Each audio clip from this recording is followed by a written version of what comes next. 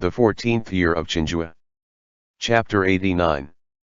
Do you want to study the Dao, Master Tang? Peering into the room's mist, Tang Fan's group was simply startled into speechlessness. What are they doing? Tang Fan asked, voice strained. Dispelling evil influences, Ding Rong whispered mystically from beside him. With this many people arriving, the commotion was not light, so those in the room quickly spotted them. Wang Yu looked embarrassed, his face saying I was forced to do this, while Wang Zhi was calm and collected. The accompanying Daoist also noticed them, a half-dead rooster in one hand. The spectacle was practically humorous. Both sides stared at each other until Tang Fan lightly coughed. Would you all like to change your clothes, first? Wang Yu woke up like he had been daydreaming, quickly shedding himself of such an awkward situation by cupping his hands towards the rest. I've lost my manners. Please allow me to go change. Saying so, he left in a rush with all that chicken blood, likely not noticing that there was also a chicken feather stuck in his hair. Pang Qi and the Jinyue wanted to laugh upon seeing that but felt it inappropriate to do so, trying hard to hold it back. After him, Wang Zhi confidently walked out from inside. Resisting a grin, Tang Fan called out to him. Long time no see, eunuch Wang. I hope you've not been ailed since we last met. Wang Zhi's face was overcast. Not only am I ailed but I'm practically too gravely ill to get back up again. Others seeing his expression would only jump in fright, looking back to wonder if they had said anything wrong, but Tang Fan still smiled, not scared in the least. Your complexion doesn't look that bad to me, though. Wang Zhi huffed. His gaze directly passed over him to land upon Suizhou and he cupped his hands. I owe you a debt. This had come out of nowhere, but Suizhou knew that he was talking about what had happened when the censors had petitioned for the Western Depot's closure whilst Wang Zhi was far off in Datong, his whip's length unable to reach. Suizhou had taken in his aides prior to the depot's resounding collapse. With those men still around, Wang Zhi could yet have a time where he could make a comeback. That was, of course, a huge favor. Suizhou returned the courtesy. We keep watch and help each other. There is no need to be polite. Wang Zhi's complexion slightly cleared up. May all of you go into the side hall and sit for a bit. I will be absent for a short time. The coated in chicken blood eunuch Wang was going to go change his clothes, of course. He had already caught sight of the Jinyue visibly toiling hard to hold back their laughter and couldn't help but rolled his eyes, turning to leave. Ding Rong led them all into the side hall to sit and ordered the servants to fetch tea. A while passed, the first person to come out from inside was not Wang Yu, nor Wang Zhi but that Daoist. He, too, had changed into clean clothes, his appearance not as messy-haired and untidy as it had been before, instead having a bit the bearing of an immortal being. Noticing that Suizhou, Pang Qi and the Jinyue had no intention to pay notice to him, he called out to Tang Fan on his own initiative. This poor Daoist is Chuan Qi, from Beihu Temple of Mount Longhu. Hearing the name of Mount Longhu, Tang Fan's brows lightly jumped and he rose with a smile. Left Metropolitan Censor, Tang Fan. Your revered self is actually a Genren from Longhu, pardon my disrespect. After Zhang Daoling, Mount Longhu had become an important branch of Daoism. By the time of Ming Dynasty's founding, the court had still followed Songyuan customs, granting Longhu religious leaders of Genren status the title of Divine Master. The name of Divine Master Zhang was like thunder in the ears. The second one heard of Longhu, his name was the that who would to their mind. The Chenghua emperor had been obsessed with immortality and Daoist arts these past 2 years. People like Li Zhizheng wouldn't have come to be favored, otherwise. He had originally hoped to be able to invite Divine Master Zhang into the capital, but his invitation had been declined due to reasons of the latter being in seclusion. Famed, upright sects that were able to persist for 1,000 years naturally had their own survival wisdom. They knew well that they would surely have a moment of glory if they left the mountain, but once the emperor passed, the court officials would surely flock up and affix them with the crime of egging the emperor into doing rotten things. Due to this reason, Mount Longhu would never join in on that excitement. However, just because Mount Longhu wouldn't stick out didn't mean that everybody else would look down upon that splendor spilling from the heavens, too. Li Zhizheng had popped out as such, as a matter of fact. As Tang Fan was being quite polite, Chui Yunqi chuckled, slightly embarrassed. Although I practiced at Mount Longhu, I don't belong to the Divine Master's orthodoxy but came from a side branch. I don't deserve the title of Genren. The man was sincere, so Tang Fan changed the way he addressed him. Did you come here after accepting an invite from Commandant Wang or Eunuch Wang, Priest Chuiyun? Chui Yunqi's expression was unchanged. I was wandering until recently, when I saw dark surging qi in the sky over Datong. I feared that demons were up to no good, and after a divination, I knew that this place would face disaster soon, so I dropped by for a visit. The commandant and Eunuch Wang had vexation all across their faces but became greatly elated once they saw me, quickly asking me to help them out. Monks cherish mercy, this poor deist had to help whatever way I could. Despite the man's heavy liberties, Tang Fan was an expert in flowery language. He received only one actually important point listening to Priest Chuiyun's unceasing torrent of words. He had channeled Mao Sui, recommending himself at their door.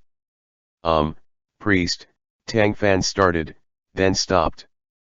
If there was something you are confused on, please go ahead and clear it up, Censor Tang, Chui Yunqi said solemnly. Tang Fan coughed. That phrase, monks cherish mercy, seems to only be said by Buddhists. PFT. Several muffled laughs reverberated in the guest hall, which must have been the Jinyue who were unable to hold it in anymore. Sui Zhou was unusually calm in contrast, still sampling his tea with his normal expression. Chui Yunqi had wandered the land, his game face was extraordinary.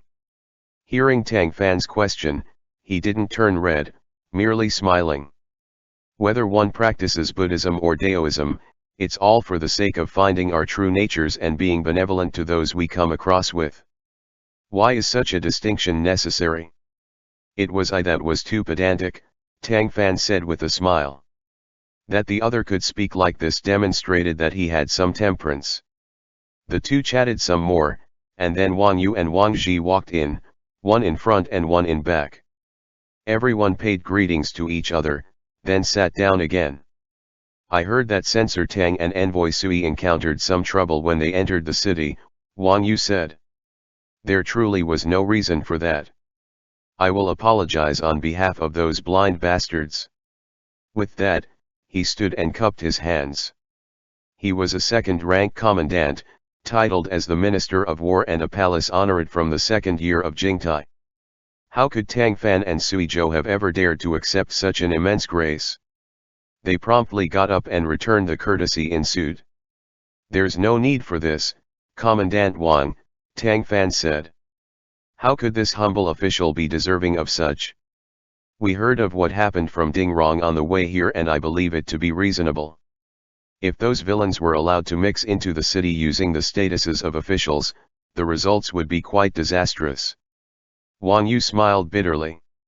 In truth, prior to this, we didn't expect those demons to be so bold as to try to come in like that. Ever since then, we've had no choice but to be cautious, too afraid to be the least bit careless.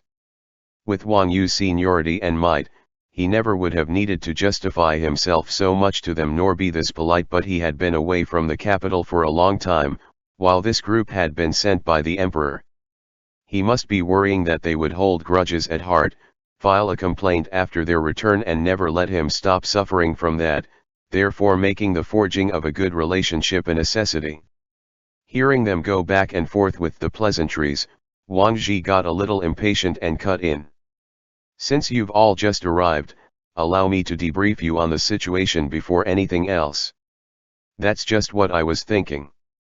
Please speak, Eunuch Wang, Tang Fan replied. Wang Zhi's explanation was a little more detailed than Ding Rong's had been. Earlier when the group had heard Ding Rong's narration, a lot of things were quite unclear, but they got the whole explanation of things from Wang Zhi this time. Ever since the Ming dynasty's founding by the great ancestor, the north had never been that peaceful. Later on, Yang Il had disregarded the opposition of a group of high officials and moved the capital straight to Beijing. Aside from the fact that he had never adapted to the southern climate, he had intended to make his descendants personally keep an eye on the northern threat and defend the nation. After the Tuma crisis, however, the three capital regiments had been annihilated, giving the panicked Great Ming an even greater fear of being struck. Once the Warais had waned, the Tartars had risen up suddenly. They were a similarly immense threat to Ming's north, and no one in all of the dynasty believed that the Ming army was capable of defeating them. Wang Yu had convinced Wang Zhi though, and together, they had asked for the emperor's orders. His Majesty had agreed to send out troops at last, and the fight had lasted over 2 years. The two had left the capital to come here and manage things, starting from nothing and getting to the current situation. During this period, horses had been fed, soldiers had been reprimanded, and training had been done night and day, until the situation had finally turned around, the unmatched Tartars beaten into submission. They went from coming around whenever they wanted up to 20 times a year, like the place was their own home, to now only daring to come around a few times a year only. That military accomplishment had to be called impressive. However, those circumstances had changed as of the end of last year. The Tartars, who were always coming straight in, going straight out, fleeing after the fight was done, and paying particular attention to raw power, had now seemed to have learned how to be underhanded overnight. All sorts of sly plots of theirs had cropped up in quick order. They were sending spies, they were luring their enemies in deep, and they were having backup plans, dazing the Ming army. It should be said that on the battlefield, with the ancestors of strategy that were Sun Wu and Sun Bin, even if Ming's officers had been sent for a loop a few times, they should have learned from their mistakes. Things out of the battlefield were hard to speak of, however. Every time the Ming army moved, the Tartars would always know of it in advance, then make counter preparations. Several times, they would even just detour around the regions the Ming army focused on to target areas with weak defenses, making it hard to successfully guard anything. In light of this, Wang Yu had ordered for a thorough search of the prefecture's boundaries, resulting in the discovery of several groups of spies. One amongst them had been found right before Tang Fan and his group's arrival, disguised as the family members of a retired official from Pingyang Prefecture. The soldiers guarding the gates hadn't verified it, leading to them getting duped, which had been discovered in the mass investigation. Even with that, however, the trend hadn't been restrained at all. There was no way for the entirety of Datong Prefecture to be sealed off, and with all the common citizens coming and going, it was difficult to guarantee that spies weren't mixed in with them. On top of that, pre-fight discussions required the summons of all of the army's superiors, and even if those people were tight-lipped about the battle plans, when orders were passed down, if any part of the link leaked something out and it got to a spy, the Tartars would still be able to get the information. Because of this, Wang Yu and Wang Zhi had carried out several large-scale investigations, yet could never completely snuff out the source. And the most vexing thing didn't stop at just that. From 2 months ago to the present, the Tartars had come 5 times and been beaten back by the Ming army each time, but 3 Ming squadrons had all vanished in the process of hunting down the enemy. 7 people had been located from the third group, just like what Ding Rong had explained previously. The soldiers that had survived by luck were badly frightened, each claiming that they had accidentally gone into haunted grounds. Had they not been lagging behind the rest of the squadron, they likely wouldn't have been able to return. Upon hearing this, some might ask, everyone says not to chase a defeated enemy, so why has the Ming army been duped so many times?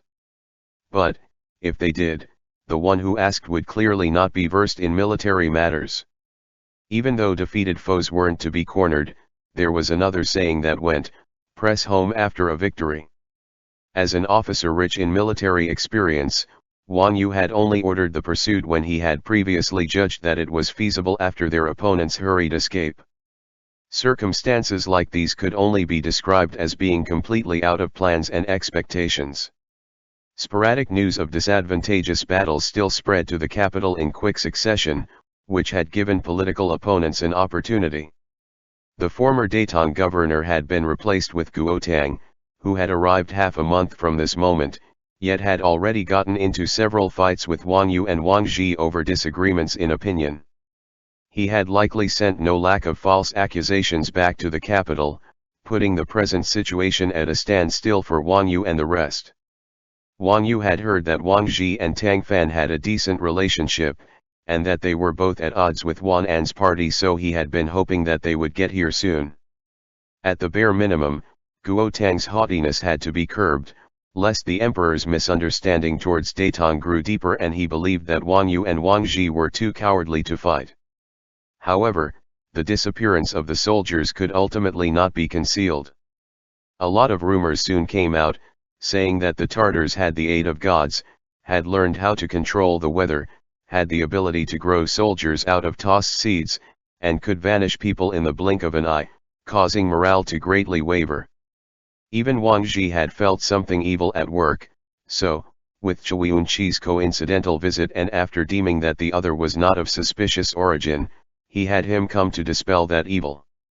Thus, resulting in that dumbfounding scene Tang Fan and the others had witnessed before. After hearing of this, Tang Fan asked, "Where is Governor Guo now?" He looked down upon Chui Yunqi's work here, saying that it was a heretical path and disdained to keep us company, leaving with a sweep of his sleeves. Wang Zhi coldly answered. "Daoism as a religion is broad and profound," Chui Yunqi spoke up from the side. "As long as righteousness exists in the heart and deeds are done for the benefit of others, it's a proper path. Governor Guo's perspective is much too narrow." Tang Fan shook his head.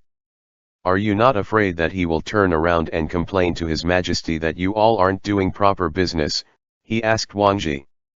"Don't forget that His Majesty has recently had high praise for Daoist arts. If he files a complaint like that, it will actually help us out." Tang Fan was speechless. So, they had been wanting to deliberately annoy Guo Tang. Wang Yu sighed with a smile. "Our hands were tied with Guo Tang here, as his memorials were getting sent to the capital one after the other, and there was no one to help speak for us. Thankfully, His Majesty is a sage of brilliance, and both learned and heard clearly. With the two of you here, this heart of mine finally feels a little at ease." As of late, he had to command military affairs, strictly investigate the enemy spies leaking information, and defend against Guo Tang's frequent false accusations. That numerous pressures from both inside and outside was really wearing on his mind and body. He was speaking of two people, but the chiefly important target of his speech was Suizhou. That derived from a Jinyue like him being able to report straight to imperial presence without the need to go through the Office of Public Affairs and the cabinet, thus not getting apprehended halfway through. Even Tang Fan, as a censor, couldn't do that. Why would everyone fear and respect the Jinyue if not for that particular, one-of-kind quality? Faced with the other party's burning gaze, Suizhou nodded almost imperceptibly. "Everything investigated will be reported truthfully." The stone on Wang Yu's mind fell to the ground at last, the smile on his face growing more enthusiastic. Business had come to an end. Tang Fan's group had come here wind-worn, and as the hosts, Wang Yu and Wang Zhi were to provide for them. A table was promptly set up in the commandant estate, Guo Tang going unsummoned as the few superiors took their seats around. Pang Qi and the Jinyue got a separate table. Set on the tabletops were fresh pots of bone broth, and next to those were tender cuts of lamb, various bits of mutton tripe, and all sorts of side dishes, like tofu, mushrooms and so forth. Everyone was ravenous, nearly unhinging their jaws to eat. Chui Yunqi ate as happily as they were. Noticing that Tang Fan was paying off and on attention to him, he explained, "This poor Daoist practices the path of orthodox unity, not the path of complete trueness. There is no need to abstain from meat. As I see it, you have quite the insight and wise roots for Daoism, Censor Tang. Do you want to be accepted under my denomination? At the tail end of it, he added, the path of orthodox unity won't stop you from taking a wife and having children, either. Master Tang started sweating, the corners of his mouth automatically pulling back. Thank you for your kind intent, Priest Chewun. My life is complex, and I'm afraid that it would be impossible for me to focus on cultivation. After saying so, his line of sight somehow met with Suizhou's, who was sitting opposite to him. The other's smile was skin deep. He watched Tang Fan until the latter felt a wave of inexplicable guilt, quickly shifting his gaze away. Once the meal was done, it was time to talk proper business. Chewun Chi took his leave out of self-awareness, and the Jinyue withdrew all at once, as well. Wang Yu invited Suizhou into the study for a private conversation, while Wang Ji and Tang Fan remained in the side hall. Chewun Chi came from Longhu. Tang Fan asked. How should I know? Why did you let him stay and talk so much, then? It was on purpose. The more he hears, the better. Tang Fan suddenly understood. You suspected him long ago, so you acted to probe him out. Wang Ji stood up, hands behind his back as he paced the hall. I'm uncertain, because before he even showed up, the Tartars already had a few instances of advanced knowledge. He's indeed suspicious, though. Rather than allow him to wander all about outside, it's better to have him by my side to keep an eye on him. The other grinned. I didn't expect that in these brief 2 years in Datong, you'd become fluent in the ploy of using decoy troops, Eunuch Wang. Very admirable. And what goddamn good is it? The Western Depot had still been eradicated. Wang Ji stated icily. I knew that once that bastard Shang Ming landed on Wantong's side, he would attack me using that man's power. He gave a look of calmness, but at heart he was still very concerned about this, else he wouldn't have gnashed his teeth around Shang Ming's name. That was normal, really. Regardless of whether the Western Depot had been good or bad, the influence he had built up single-handedly, once able to rival the long-standing Eastern Depot in just a few years and even suppress it a few times, had been wiped out in a wink. Anyone else would have been upset, too.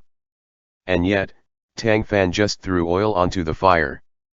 It's better if the Western Depot is gone, actually.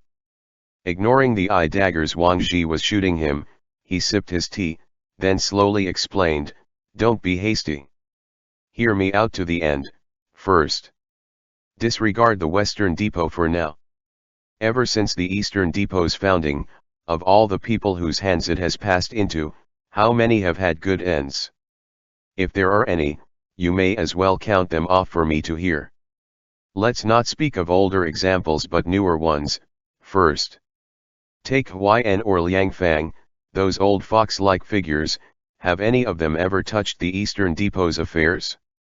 No, as they are deeply aware of the unpredictable rises and falls therein, and would therefore prefer to shrink back into the palace than touch the hot potato that is the depot.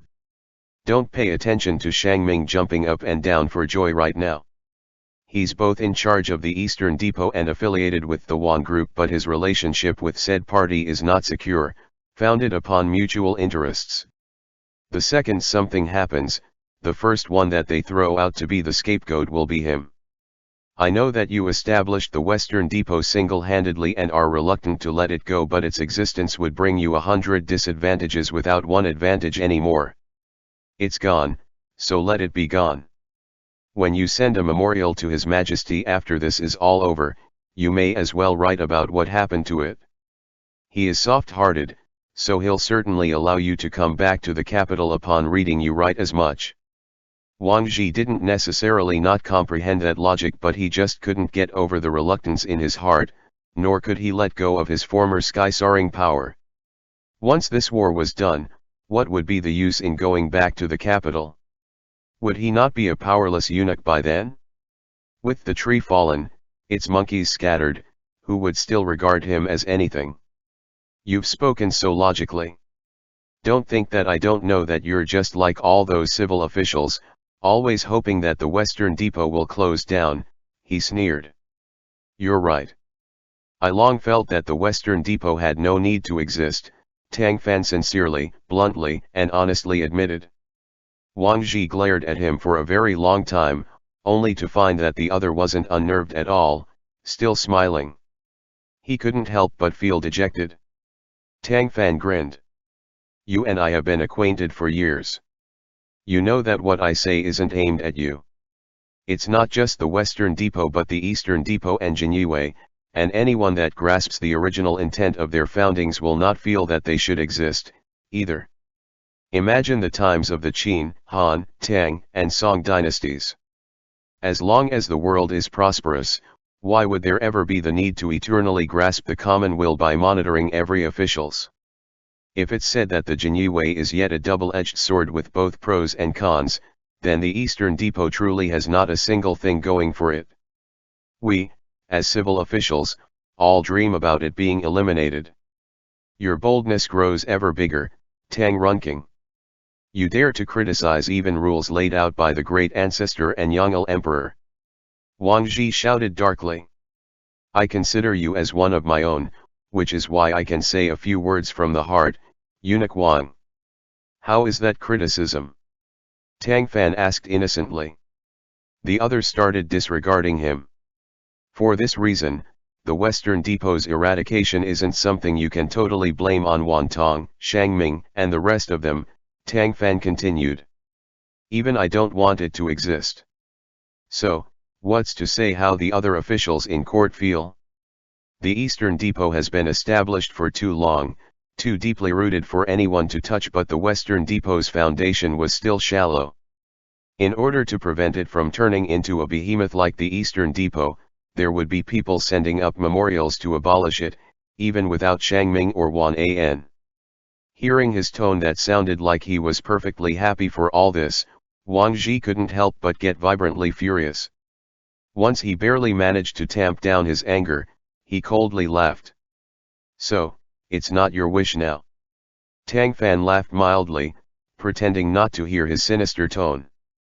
This goes back to what I said before.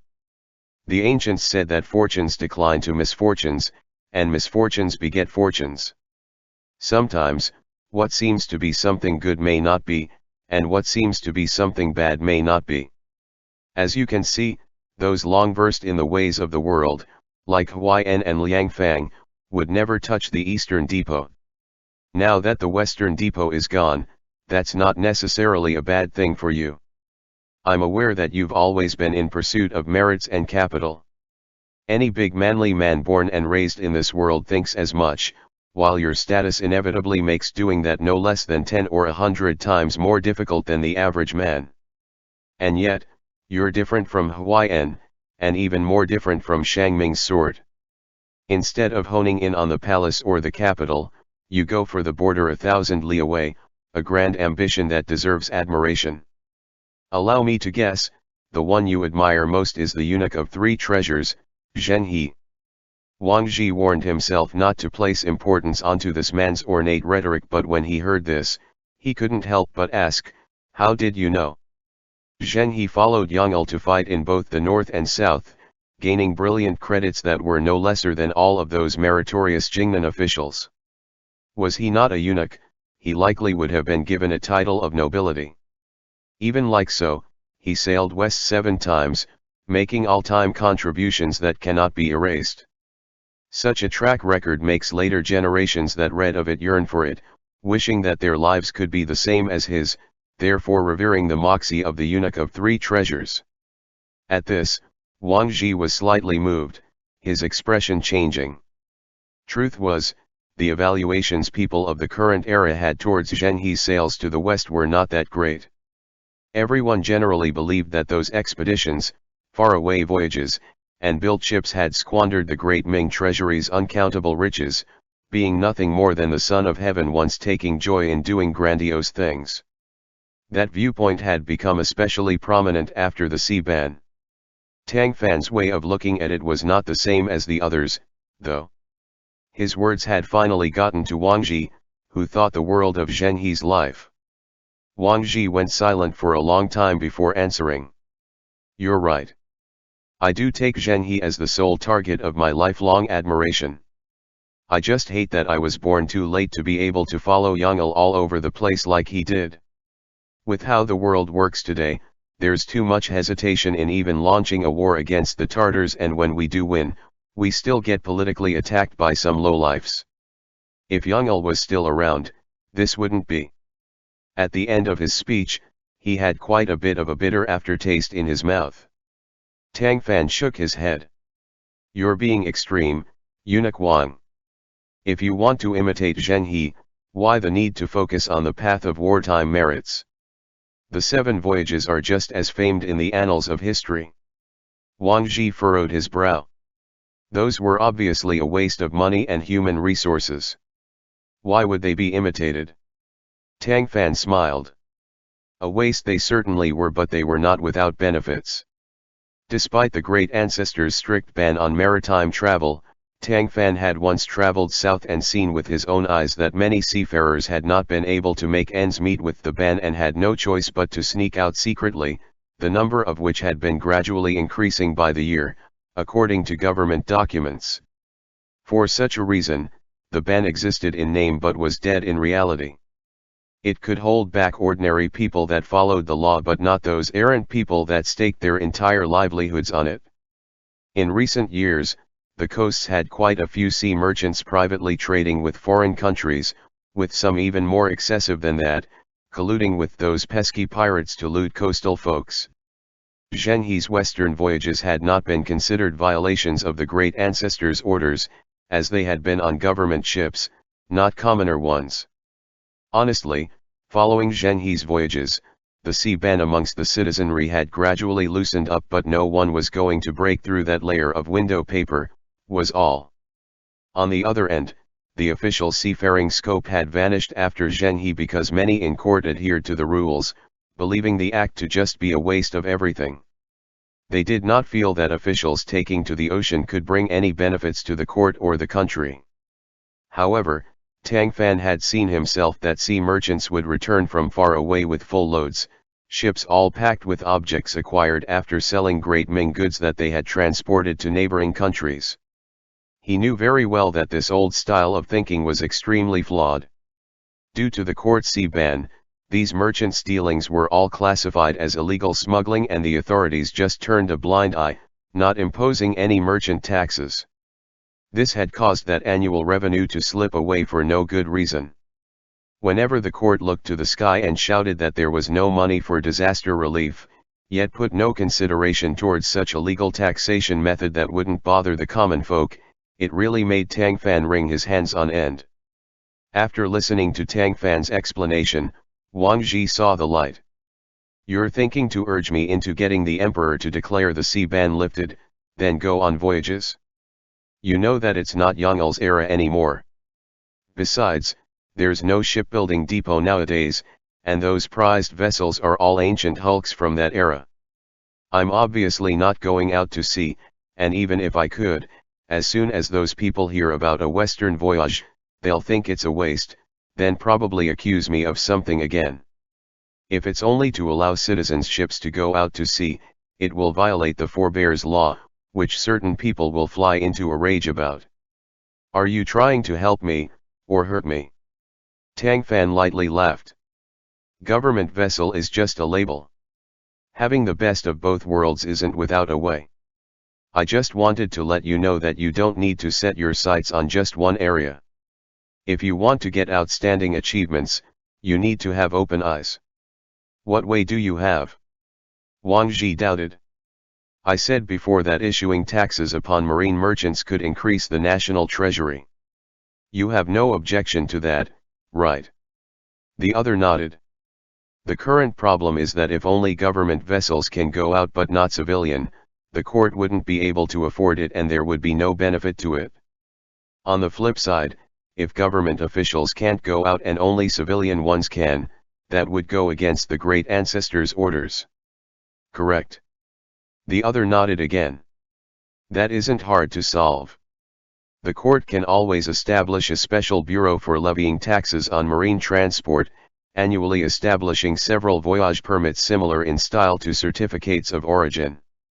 Those sea merchants that want to go abroad will be allowed to buy things, after which they can be allowed to trade goods overseas in the government's name.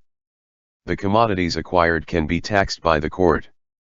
Those that cannot get government permits and troops that sneak out to sea, must be hit hard.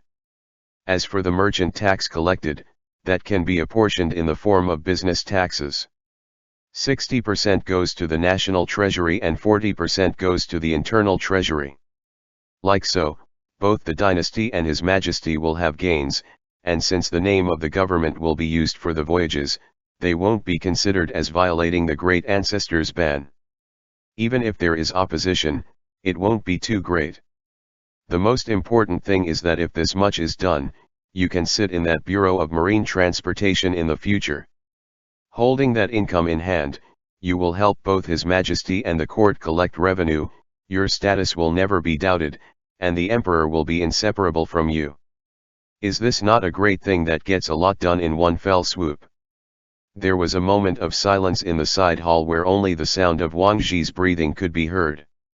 With his martial arts and physical skill, he should never have made such a rough sound to begin with.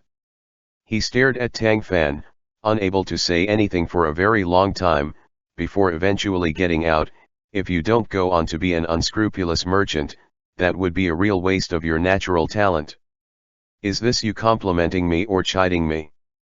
Why does that not seem like a nice thing to say?" Wang Zhi waved him off. "Just take it as a nice thing." His pace quickened as he circled around a few times, genuinely digesting Tang Fan's idea. After he fully came to comprehend it, he realized that what he had said was actually feasible. If he wanted to open the sea ban, he would inevitably come across never-before-seen resistance. If he used Tang Fan's method, resistance would still exist but would be far lesser. Moreover, if there was no resistance at all, a pile of people long thronged up for the cause, how would it be out of turn for him? The greater significance of Tang Fan's statements though, was that they had opened up a big, brand new gate for Wang Zhi, causing him to think about issues he had never thought of before, and see a world he had never seen before.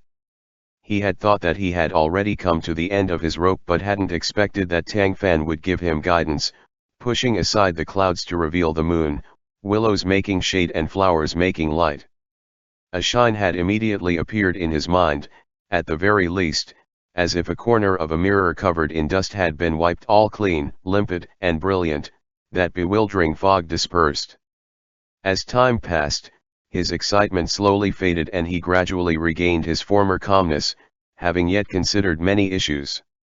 The Wan party definitely won't just sit back and watch me make a comeback. Even if the sea ban can be opened in a way they can't ever prevent, they'll be coming to take a share of it. When that time comes, I won't have the final say. Tang Fan nodded. Right, that's why it can't be done for right now. For those marine merchants that secretly collude with pirates in private, the court will need to build a strong navy, which cannot be achieved in the span of a day. The most pressing issue at current is resolving Datong's incident and winning this conclusive war, after which we can be completely justified in returning to the capital. Wang Zhi wiped his face, spirits lifting. You're right. That's paramount. Those sons of bitches don't want to let me go back but I'll be going back anyways. Tang Fan had described a huge Bing bread that had successfully roused his appetite for success, allowing him to erase all of his inopportune frustration from before. He was someone who could let things go, too, so he was already no longer preoccupied with what had happened to the Western Depot, more concerned about how to resolve the current problem. Tell me about what's happening, Tang Fan said. With Chuiunqi having just been around, I could tell that you all had a lot of things to speak of that wouldn't have been good to get into details about right then. The thing with the Tartars' spies is a bit tricky. I suspect that there is one of theirs among us. Tang Fan automatically straightened up upon hearing that. How did you figure that out? End chapter.